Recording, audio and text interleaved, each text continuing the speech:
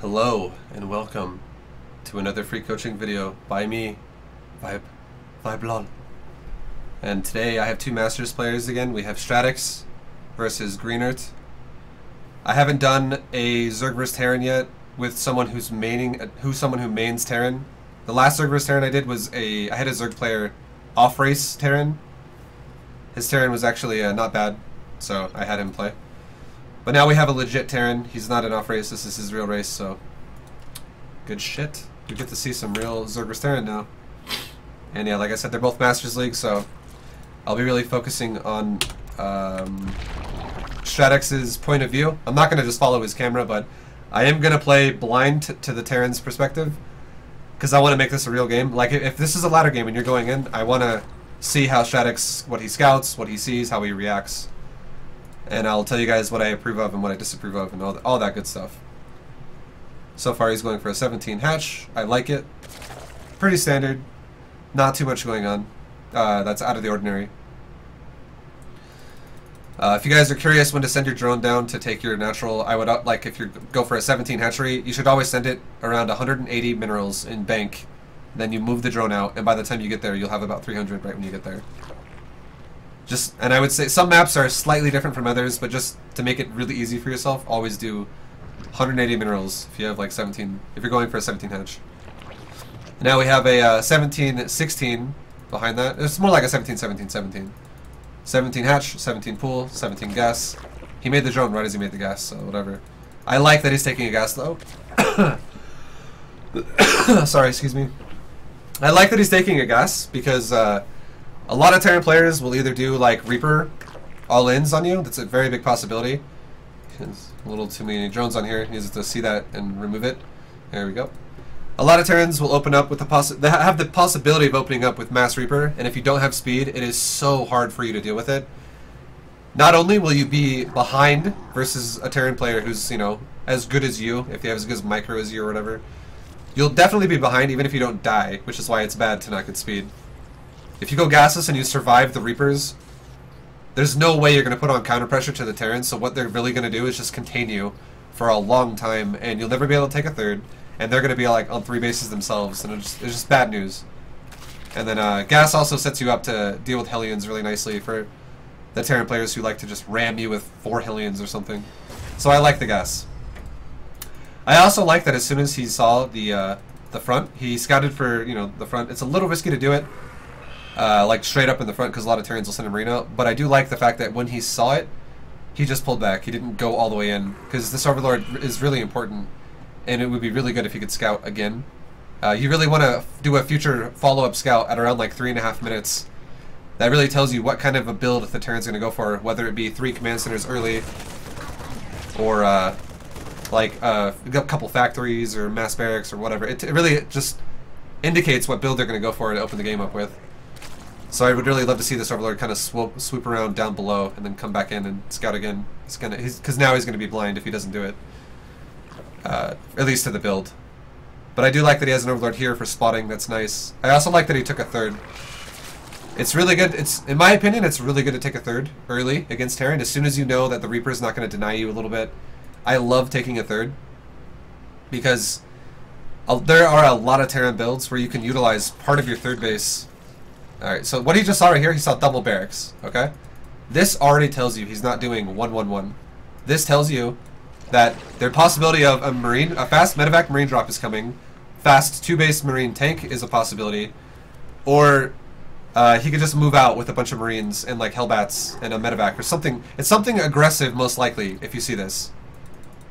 So like right now, if it was a macro build, you would see only 1 barracks and possibly a factory, and then like another command center and a starport going up. But double barracks before a starport and also before a 3rd command center is hinting at aggression. Also, this Overlord should go down as well so he can scout the natural. The fact that he doesn't know how many command centers this guy has is a little scary. A reactor and a barracks now too on top of everything else. And there was a Widowmine that went off. That tells you that this is probably going to be Marine, Widowmine, Medevac, something like that, and it's going to be a lot of them. So what I would love to see Stratix do, I like that he's building spores because this, after hearing a Widowmine go off, I think that there's a possibility of Marine Widowmine drop. So these sport colors would be really nice if the Widowmine burrows and everything.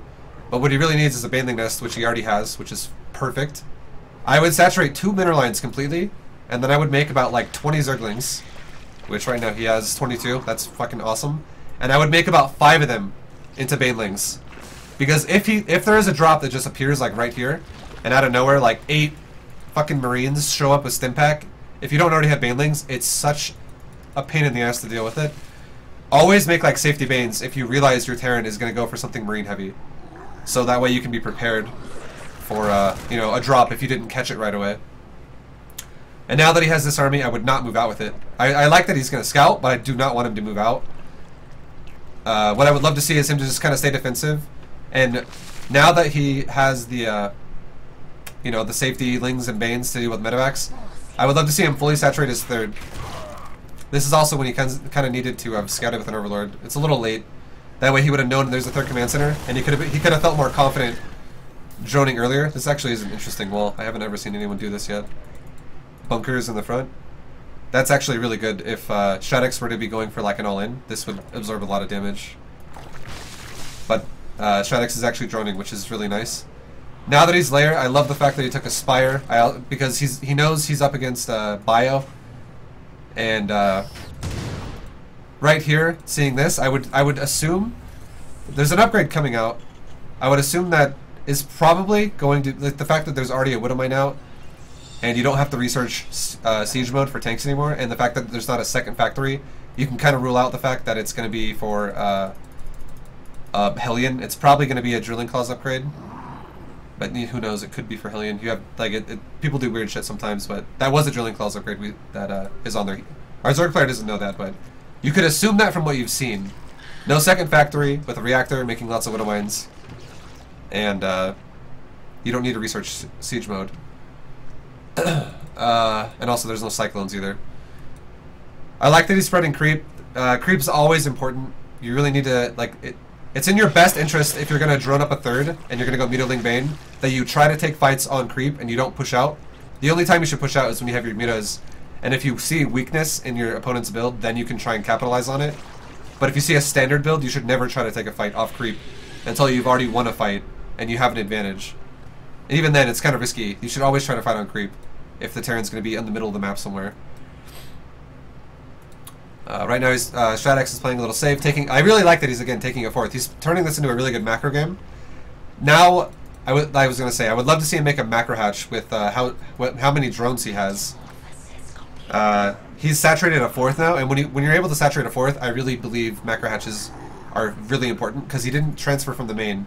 He just made more drones for the 4th. So his drone count is fucking insane right now. It's good. It's all going well. 2-2 needs to be started though. It just finished, so it's not that bad yet that he hasn't seen it.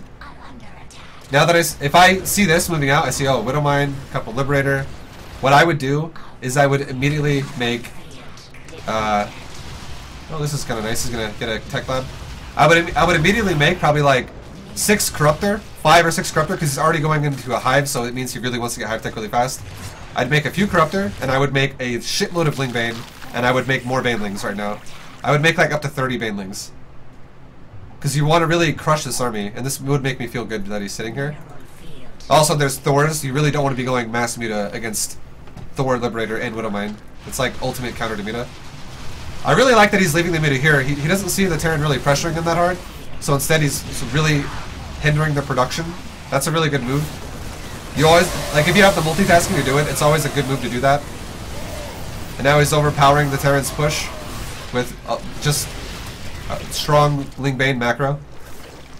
I don't really want him to counterattack right now that much, because this is gonna, yeah, like right there. It'll open him up to possibilities of getting counterattacked. What I would love to see him do, because he's going hive tech, I would love to see him just pull back, work on spreading creep again, because some of it got denied. He has a base up on his opponent. I would scout for a 4th base. I would only attack if my opponent has a 4th base, which the Terran does not. He just recently saw this one, didn't have a 4th. There's a Zergling up here, doesn't see a 4th. So there's really no reason to just throw this army into him, because he will be turtling up now on 3 bases again. So he really shouldn't go for it. If you can pick off something here and there, great with the Muta, but I don't want him to commit fully to a fight here. I would love to see him throw down an Ultralisk Cavern, which he's doing, start a Greater Spire, and just go into Hive Tech Zerg, get some Infestors out, add some more Queens, and you go into this army that's like Broodlord, Corruptor, Queen, Ultralisk, with a little bit of Infestors supporting in the back for some good fungals, and there you go. Sees a couple of medevacs, and he should just be playing defensive right now. He shouldn't go for it.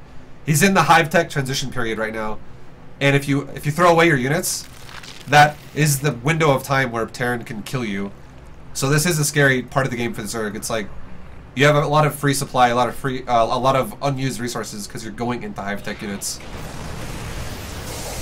I like that he's trying to take a 5th. He shouldn't feel obligated to do this right here. He's losing some Muta.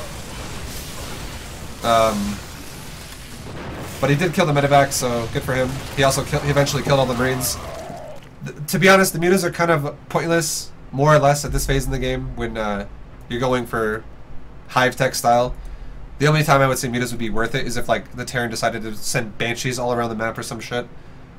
But I feel like those Mutas could have been used a little bit more efficiently, but it's not a big deal. It's fine. His economy's, Zerg player's economy is really good. He sees the 4th now. I wouldn't feel obligated to attack this. This army can poke, but I do not want him to take a fight right now. If there's an army here waiting, do not engage it. I hope he doesn't. Well, that's a little tiny poke. That's fine. If it's like 8 Marines, it's not a big deal. But like this army, I do not want him to fight the actual army. If this guy comes up, he'll throw this army away if he tries to fight the main army. I like that he's not fighting it. That's really good.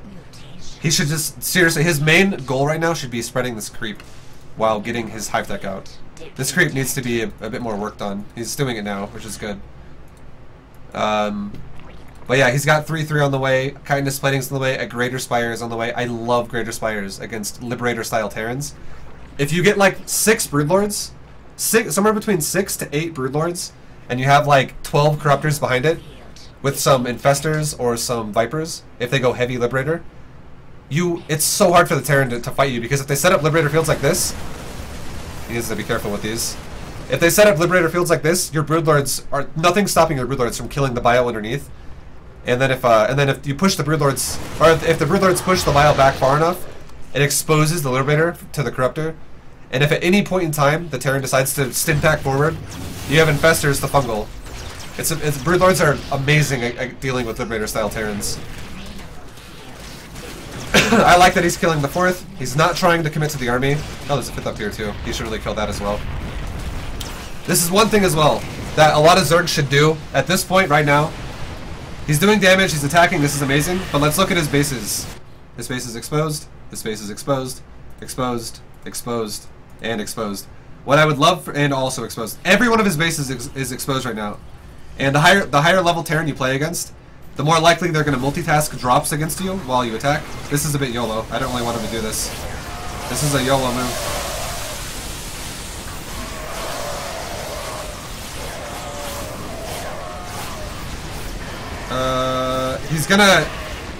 He traded decently, but he lost everything. He did kill the 4th, but if the Terran holds this, yeah, I don't really, I think that was a bit sloppy. The Terran might still die though. But anyways, if the Terran dropped the Zerg right now, and let's say all these drones died, the Zerg would be fucked. What you should always do as Zerg, when you get to this point in the game where you're mining out a lot of bases, just fucking leave like an Ultralisk at like this base, and like an Ultralisk at your main or something. Or if it's not going to be an Ultra, leave like 20 Zerglings down here, and leave like 20 Zerglings up here. Because that little bit of supply can easily deal with a drop, especially if you combine a little bit of static defense with it. That way, and then you don't put it in your control group or anything. And that way, it also saves you from, you know, having the possibility of losing all your drones, and also having to not run your whole army back home to be like, oh god, 2 medevacs are killing everything. I gotta run everything back home to deal with that. It sucks when that happens as Zerg. So when you have a good economy, a good healthy economy, I don't recommend leaving all your bases exposed. You should always just make a unit and just sit there. Be like, Ultralisk, go over there and fucking chill. Every time a medevac drops, just go attack it. Now, when the Terran army gets like this, you need one of 2 things. Viper or Infestor. You can't really just expect to beat Mass Liberator Viking with only Corruptor. The supply and cost efficiency of Viking Liberator is so much better than Corruptor, just Corruptor. When you compare, like, you know, 30 supply of Viking Liberator to 30 supply of Corruptor, the 30 supply of Corruptor, even with good spreading, will just get destroyed. It'll get completely shit on.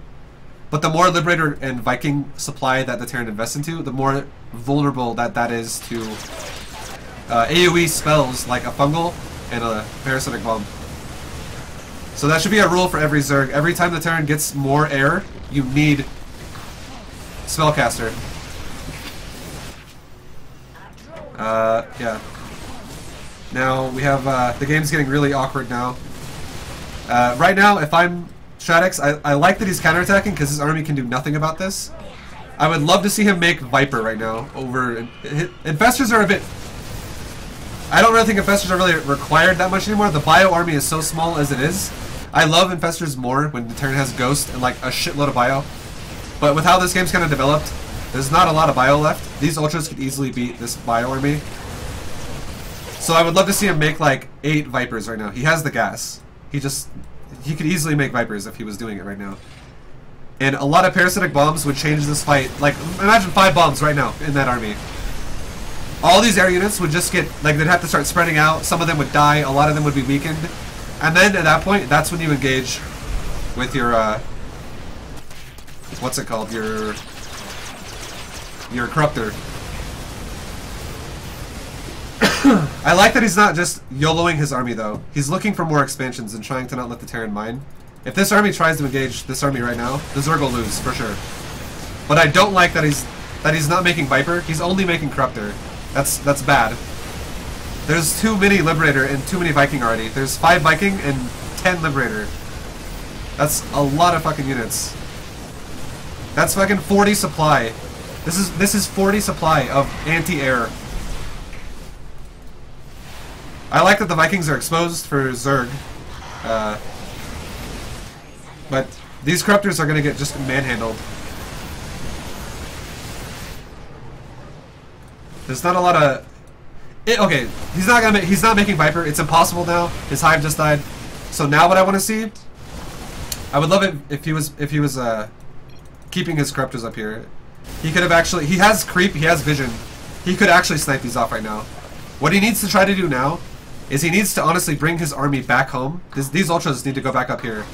And he needs to try and take cost-efficient fights. He should also pull like some Spores, possibly. But he needs to kill as much air as he can at this point. It is kind of weakened. He could win with splitting if he gets a few good trades like this right now. And he needs to defend his base. If he can kill this army, he wins the game. But he needs to not send one part of his army in by itself. This army's doing nothing. He's trying to zone out the economy, which is good, but he's already doing it with like a few units. All these Ultras need to go home and... He needs to focus everything on this army because right now he's mining and his opponent's not. His opponent is mined out. So again, I do like that he you know, is like, you know, paying attention to trying to stop mining from coming. But he can actually beat this army. He has the means to do it right now. He just needs to see it. And that is run these Spores up. It's not required, but it would help. Like, imagine if the Spores were just fucking chilling up here, and then he takes the fight into the Spores. This is a bit YOLO. I don't know about this one. Yeah, I like that he's not going to commit to it. He needs to try to prevent this army from grouping up with that army in the main. Because if that army groups up with the army in the main, it gets a lot harder.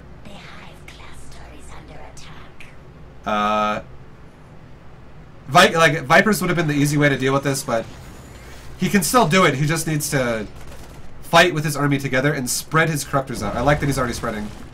And now he sees the Spores. This is the fight he's looking for. He needs to spread these Corruptors out, though. He's gonna win this fight. Zerg just won this game. I like that he fought with the Spores and he spread out before the fight started. Now he should just commit. Just fucking go. The medevacs are all getting, you know, kind of low, most of them are getting low on energy. They're gonna die as well really quick now because there's no anti-air anymore. And this bio is so stimmed to the point to where it's not gonna get healed anymore by the medevacs because they're kiting away from him. But at the same time, he's not actually able to stim anymore because he doesn't have any more hit points to do it. So eventually, yeah, the Terran attacked into the Zerg and did it for him, but he needed to use the Spore Crawlers for sure, and just spread out. He had enough. He was just kind of like scared about it. But yeah, as a general rule for all Zerg players, I'll just recap the whole game really fast. Early on, I really liked Shadix's build. That's kind of how I play myself. He went for early speed for the possibility of timings and all-ins. He took he went up to 2 base really fast, but he did take a third really greedy because there was no Reaper all-in coming, and there was no like proxy barracks with Marines and SCV pulls or whatever. He knew that there was nothing really stopping him from taking a third, and you can easily take your third if all you do with the gas is mine enough for speed and then take them off. Usually what I do is I leave only 1 drone on gas, and if you're not fully mining gas, you can still spend all your larva and take a third, and even make a third queen. So I like that he took a third. He fully saturated. He made a few Lings and Banes just in case, because what he scouted earlier was Marines. Just in case he got dropped, he made like 30 Lings or 20 Lings and like 5 Banelings. That was good, because if he gets dropped by Medivacs, he'll get fucked if he doesn't have that. Like, that's if you don't have Banelings and like 16 Marines just tuck themselves into a mineral line with 2 Medivacs and Stimpak, that's when you lose like a whole mineral line, and you send like 50 Zerglings at it, and you finally make them leave the base, but you're like, oh my god, I just wasted so much larva and time and all that stuff. So like 5 Banelings do really help prevent that, which is good. But I like that he played safe like that. I also like that when he was scouting ahead, he saw what the Terran had. The Terran wasn't really getting aggressive. When the Terran took a third and made bunkers and stuff, Stratix, the Zerg, took a fourth. He even saturated the fourth, and when he saturated the fourth, he took a macro hatch. That was all really good. He played very well up to that point. But then when he got Hive Tech, I also like that he didn't commit a lot to attacking. When he had that Ling Bane army up here and he was looking at the Terran trying to like take another base, he killed what he could, but while he was transitioning, which was about like it's like a 90-second transition from layer units, hatchery and layer units, which is Ling Bane Muta, into Hive units, which then is Broodlord, Ultralisk, and Corruptor. He didn't really throw his army away with the Ling Bane Muta. I like that he didn't do that, because if he did, that's when you have to delay your Hive Tech units even more and be like, well shit, he's pushing now, I need more Ling Bane Muta. I like that he didn't throw it away, that was good. But then as soon as he actually took that one fight, the game got really weird. He ran through some Liberator fields with his whole army. I feel like that wasn't really, you know, like it was over here. He threw his whole army away, but he killed a lot of the Terran ground, but he didn't kill any of the air. That's okay for Zerg, but not good. Like, Terran gets a little bit of a better trade out of that, because all the important units of Terran are still alive, whereas the important units for Zerg just died. What I would love to have seen as a reaction after that for Zerg would have been, alright, my Terran opponent has a lot of Liberators, and now he's making Vikings because I have Broodlord tech coming out. Make some Viper. Your opponent doesn't have a lot of bio, so you don't really need Infestors that much, but your opponent does have a lot of air, and the more, like I said earlier, the more air supply the Terran gets, the more required either Infestors or Vipers or both of those units become.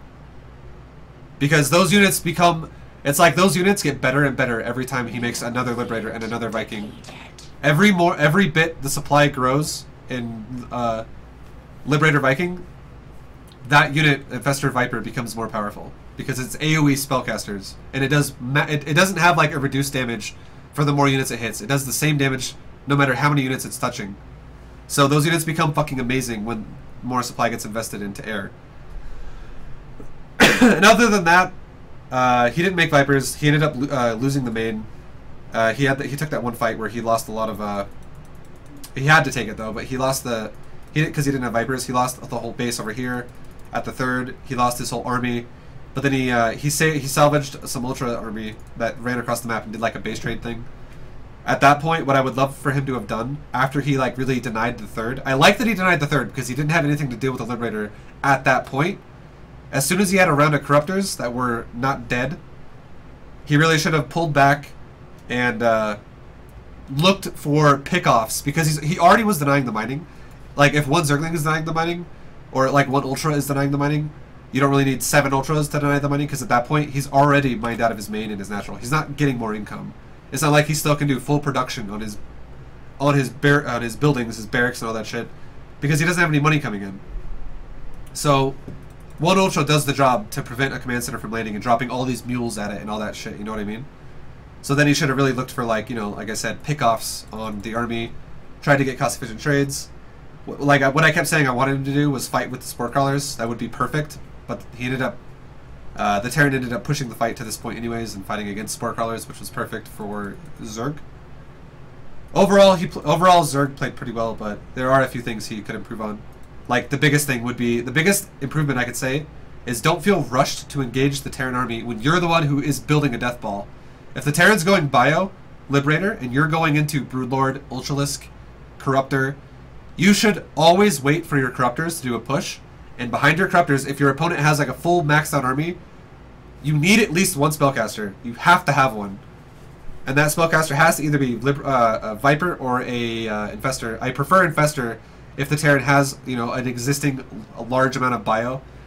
Because the micro of Broodlord Infestor against Bio is so easy when your opponent doesn't have a ton of Vikings in the first place. Like, he's focusing on Bio Liberator. He only made Vikings later when the Bio died. But even then, even if he does have Vikings, that's when your Corruptors come in. You just fungal up the Vikings if they're clumped up ever at all, and you can transfuse your Corruptors with your Queens. But the Broodlords are what you push with. You don't ever leave the Broodlords. Like, the Broodlords are what makes the Terran push back. And if the Terran ever decides, you know what, fuck it, I'm going to push into your Broodlords, that's when you fungal him. Every time, no matter what units it is, whether it be ground or air. And then if you get really good fungals, you just win the game. So he pushed without Broodlords, which is I think is a Hive Tech no-no. That's a way to throw the game. Other than that, though, he played really well. So yeah, that's the end of the video, guys. Thanks for watching. Hope you guys enjoyed it. Hope you guys learned some stuff. Yeah, if you guys want to see more shit, just go to my stream, dude. Or more videos, go to the YouTube links. Do it now. Fucking do it. Okay, goodbye.